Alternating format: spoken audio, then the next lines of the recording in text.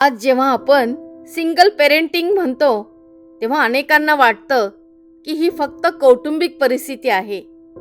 पण खरं सांगायचं तर सिंगल पेरेंटिंग म्हणजे दररोज स्वतःच्या भावना बाजूला ठेवून मुलांसाठी उभं राहणं. घटस्फोट असो किंवा मृत्यू, मुलाच्या आयुष्यातून एक पालक निघून जाणं म्हणजे फक्त माणूस कमी होणं नाही, तर सुरक्षिततेची भावना, आधार आणि एक भावनिक छाया कमी होणं होय. आणि ही उणीव मुलाच्या वागण्यात, त्याच्या शांततेत, त्याच्या रागात, त्याच्या गप्पपणात हळूहळू दिसायला लागते. आता सुरुवातीला आपण बघूया घटस्फोटानंतर मुलगा आईकडे वाढताना. बघा, दुर्दैवाने आई आणि वडिलांचं पटत नाही किंवा त्यांचे काहीतरी भावनिक किंवा वैचारिक मतभेद असल्यामुळे घटस्फोटापर्यंत त्यांची परिस्थिती जात असते. आणि दुर्दैवाने जेव्हा घटस्फोट येत असतो, कारण मुलापेक्षाही आई वडिलांचा इगो मोठा होत असतो आणि घटस्फोट झाला की मुलगा आईकडे वाढताना काय काय समस्या निर्माण होतात ते आपण सुरुवातीला बघूया. घटस्फोटानंतर मुलगा आईकडे येतो तेव्हा आई स्वतः आतून तुटलेली असते, पण समाज, नातेवाईक, परिस्थिती सगळे तिला लगेच मजबूत बनायला सांगतात. कुणी विचारत नाही की तिच्या मनात काय चाललंय. आई एकीकडे स्वतःचं दुःख गिळते आणि दुसरीकडे मुलाला सांभाळते, पण मुलगा हे सगळं पाहत असतो. तो काही बोलत नाही, पण त्याच्या मनात सतत प्रश्न असतात.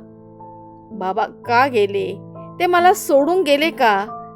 मी काही चूक केली का? शाळेत जेव्हा शिक्षक आणि मित्र त्याला बाबांबद्दल विचारतात तेव्हा तो हसण्याचा अभिनय करतो, पण रात्री एकटेपणी त्याचं मन अस्वस्थ होतं.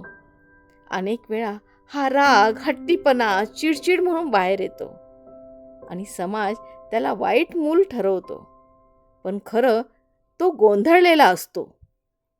आईने अशा वेळी सर्वात आधी ते मूल समजून घेतलं पाहिजे. मुलगा हट्टी नाही तर तो असुरक्षित आहे. तू पुरुष आहेस, रडू नकोस असं सांगून त्याच्या भावना दाबल्या तर तो पुढे रडणार नाही, पण तो भावनाही व्यक्त करणार नाही. आणि अशाच दडपलेल्या भावना पुढे व्यसन, आक्रमकता किंवा चुकीच्या संगतीकडे नेतात. आई जर शांतपणे त्याच्याशी बोलली, तुला काय वाटतंय? तुला बाबांची आठवण येते का? राग येतोय का? असे प्रश्न विचारले तर मुलगा हळूहळू बोलता होतो, त्याचं मन उघडतो आणि आईशी तो त्याच्या भावना व्यक्त करतो.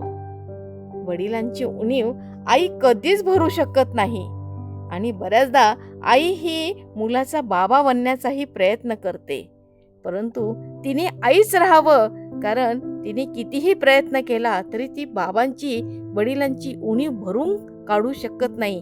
ती उणीव नेहमी रिकामीच राहणार आहे. म्हणून अशा वेळी जबाबदारीने आणि अतिशय प्रेमाने त्या मुलाला आपलंसं करून की तुला बाबांची आठवण येते का? हो, मलाही येते बरं बाबांची आठवण. म्हणजे मुलाला कळेल की अरे, आपल्यासारख्याच भावना आईच्या मनातही आहे. आणि अशा वेळी तो आई आणि त्याच्यामध्ये एक बॉन्डिंग निर्माण होईल आणि आईला तो प्रत्येक मनातली गोष्ट सांगण्यासाठी तो तयार राहणार आहे. आणि मुलगा मजबूत, संवेदनशील आणि मानसिकदृष्ट्या स्थिर बनायला मदत होणार आहे, कारण तो आईला एक आपलं भावना रित करण्याचं ठिकाण समजतोय, त्यामुळे तो अतिशय स्ट्रॉंग राहणार आहे. आता आपण समजूया की घटस्फोटानंतर आईकडे मुलीचा ताबा आहे किंवा मुलीला आई वाढवताना काय काय चॅलेंजेस येतात, काय काय समस्या येतात. मुलगी जेव्हा आईकडे वाढते तेव्हा परिस्थिती पूर्ण वेगळी असते. ती परिस्थिती तितकीच नाजूक असते, कारण आई आणि मुलगी हे जरी एक त्यांच्यामध्ये एक साम्य जरी असलं तरी सुद्धा मुलगी वाढवताना वेगळे चॅलेंजेस येत असतात. कारण आईला त्या मुलीला बाप म्हणून पण वाढवायचं आहे आणि आई म्हणून पण वाढवायचं आहे. बापाची उणीव ही कधीच भरून न निघणारी आहे. मुलगी प्रत्येक वेळी एक असुरक्षित असं ती फील करत असते आणि आई मात्र त्या ठिकाणी कमी पडताना आपल्याला काही ठिकाणी दिसत असते. त्यासाठी आईने कसं केलं पाहिजे की ती मुलगी पुढे भविष्यामध्ये आत्मविश्वासाने या समाजात उभी राहील. त्यासाठी मुलगी मोठी होत असताना तिच्या शरीरामध्ये अनेक बदल होतात. मन बदलतं, तिचा आत्मविश्वास ढासळतो, समाजाचे डोळे, तुलना किंवा वेगवेगळे टोमणे, अपेक्षा त्यांच्याकडनं असतात.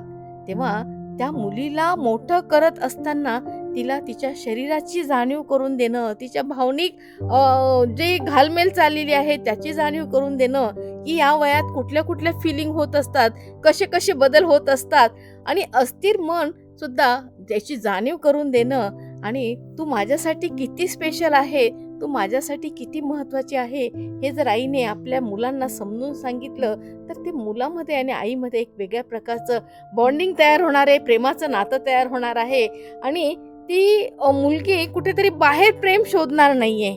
तिला असं वाटतं की या वयामध्ये किंवा असे जेव्हा सिंगल पेरेंटिंग असतात, आई जेव्हा वाढत असते त्यावेळेला ती मुलगी सुरक्षितता शोधण्यासाठी, प्रेम शोधण्यासाठी बाहेर पडत असते किंवा बाहेर ती प्रेम शोधत असते आणि इथेच धोका असतो. कारण आई फक्त नियंत्रणच ठेवते असं नाही, तर ती भीती पण दाखवत असते काही कुटुंबामध्ये. हे कर, हे करू नको असं ती वारंवार सांगत असते. कारण ती मुलगी आहे म्हणून तिला वारंवार या समाजात कसं वावरायचं हे सांगण्यापेक्षा ती जास्त काही ठिकाणी बंधनं घालताना दिसत असते.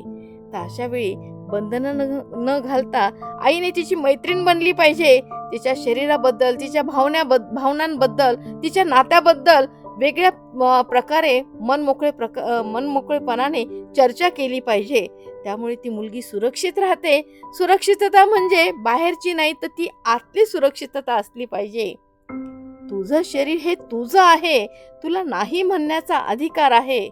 तुला अस्वस्थ वाटलं किंवा चुकीचं वाटलं तर तू जरूर माझ्याजवळ बोल. हा मानसिक आधार आईने दिला तर नक्कीच ती मुलगी समाजामध्ये कणखरपणे आणि आत्मविश्वासाने वावरताना दिसणार आहे. जर थोडा सुद्धा आईने त्या मुलीकडे केलेलं दुर्लक्ष किंवा मुलीला असुरक्षितता वाटली तर ती प्रेम बाहेर शोधत असते, ती कुठेतरी आधार बाहेर शोधत असते आणि यातूनच खूप काही चुकीचं घडू शकतं किंवा चुकीच्या व्यक्तीच्या प्रेमात पडून तिने स्वतःला त्या ठिकाणी वेगळ्या वाईट प्रकारचे अनुभव तिला येऊ शकतात. त्यामुळे मुलगी वाढवताना आईला वेगळे चॅलेंजेस येत असतात आणि मुलगा वाढवताना आईला वेगळे चॅलेंजेस येत असतात. मुलगा जेव्हा वाढवत असते त्यावेळेला आईला मुलाचं बाहेरचं विश्व माहीत नसतं. मुलाचे कोण मित्रमंडळी आहे, तो कुणात जातोय, कुणात जास्त वेळ घालवतो आहे आणि वडील आहेत तर धाक असतो. इथं आईच असल्यामुळे मुलाला थोडा धाक कमी होत असतो आणि त्यावेळेला मुलगा जास्तीत जास्त बाहेर वेळ घालवतो आणि चुकीच्या व्यक्तीच्या किंवा चुकीच्या मित्रांच्या सानिध्यात जाऊन व्यसनी होण्याचा सुद्धा धोका त्या ठिकाणी आपल्याला पाहायला मिळत असतो. त्यामुळे आईने बाप बनून सुद्धा त्या मुलाकडे लक्ष देणं हे किती तिला शक्य आहे हे तिने तिचा विचार केला पाहिजे आणि मुलाला लहानपणापासून जर व्यसनापासून दूर राहण्याचे जर बाळ कडू दिले तर नक्कीच ते मूल कितीही वाईट मित्र जरी त्याच्या सानिध्यात आले किंवा चुकीची व्यक्ती तरी सुद्धा तो त्याचा संयम ढळू देणार नाहीये आणि तो त्या ठिकाणी निर्व्यसनी राहण्याचा जरूर पुरेपूर प्रयत्न करणार आहे. आता दुसरं सिंगल पेरेंटिंग आपण बघणार आहोत ते म्हणजे दुर्दैवाने मृत्यू होत असतो आई किंवा वडिलांचा आणि त्यामुळे सिंगल पेरेंटिंग वाट्याला येत असतं. आई किंवा बाबा यांचा जर दुर्दैवी मृत्यू झाला तेव्हा हे मूल एकटं पडत असतं आणि ते आई किंवा वडिलांकडे त्याचं संगोपन होत असतं. तर आता एक आपल्याला लक्षात येईल की घटस्फोटामध्ये मुलाला एक आशा असते की माझ्यासमोर माझा बाप किंवा आई जिवंत दिसते आहे आणि ही सल मुलाच्या मनामध्ये वारंवार असते की माझ्यासमोर माझा आई किंवा वडील असताना सुद्धा मी त्यांना भेटू शकत नाहीये, ते माझ्याजवळ राहू शकत नाहीये, हे दुःख त्याला असतं आणि त्याला ही पण आशा असते की कधीतरी हे दोघंही एक होतील किंवा एकत्र येतील अशी त्याला आशा असते आणि ते परत एकत्र येतील या आशेवरती तो बरेच आपला विचारात घालवत असतो किंवा आपल्या मेंदूमध्ये एक घर करत असतो. पण दुर्दैवाने ज्या मृत्यू झालेला आहे त्या मृत्यूमध्ये मात्र एक कठोर सत्य असतं, म्हणजे ती व्यक्ती परत कधीच येणार नाहीये. जेव्हा अशा दुर्दैवी जेव्हा मृत्यू होत असतो त्यावेळी मुलाला मनसोक्त रडू द्या, प्रश्न विचारले तर विचारू द्या, त्याला आठवणी जपायच्या असतील तर त्याला जपू द्या. आता तू आठवणी काढू नकोस, हे सगळं विसर आणि तू मजबूत बन असं सांगण्याऐवजी तुला त्यांची आठवण येते का असं विचारणं जास्त उपकारक किंवा उपचारक ठरू शकतं. आई किंवा वडील गेल्यानंतर उरलेला पालक जो असतो तो अनेकदा मुलांना लवकर मोठा हो म्हणून असं बोलून तो मोठं होण्यासाठी भाग पाडत असतो. पण मुलाला अजूनही मूल राहण्याचा अधिकार असतो. त्याला सुरक्षित वातावरण, वेळ, प्रेम आणि समज यायला वेळ लागत असतो. त्यामुळे त्याचं बालपण तुम्ही जपलं पाहिजे. प्रेमातून वाढलेली मुलं ही आयुष्यात खूप संवेदनशील, जबाबदार आणि मजबूत बनतात. तर सांगायचं तात्पर्य हेच आहे की जेव्हा सिंगल पेरेंट मुलांना वाढत असतं तेव्हा मात्र येणारे चॅलेंजेस फेस करून त्या मुलांना चांगलं घडवणं हे प्रत्येक पालकांचं कर्तव्य आहे. आणि आपण या मुलांना या जगामध्ये आणलेलं आहे. मूल आपल्याला सांगितलं नव्हतं की मला या जगामध्ये आण म्हणून. आपला हट्ट असा असतो की मुलाने या जगात जन्म घ्यावा आणि त्या मुलांचं योग्य पालन पोषण करणं, योग्य संस्कार देणं, त्याचं बालपण जपणं, त्याला मोठेपणाची वेगवेगळ्या अवेअरनेस किंवा जागृत करणं, येणाऱ्या चॅलेंजेसचे जागृती निर्माण करणं हे सर्वस्वी पालकांचं कर्तव्य आहे. आणि मुलाला परिपूर्ण बनवून एक चांगला माणूस किंवा चांगला नागरिक बनवणं हे प्रत्येक आईवडिलांचं किंवा सिंगल पेरेंट्सचं कर्तव्य आहे. म्हणूनच एक पालकत्व म्हणजे अपूर्ण कुटुंब नाहीत, तर ते म्हणजे एक पालकत्व कुटुंब म्हणजे एक माणूस जो 2 माणसांइतकंच प्रेम देतो. जर तुम्ही रोज प्रयत्न करत असाल, चुका होत असतानाही थांबत नसाल, तर तुम्ही यशस्वी पालक आहात असं समजायचं आहे.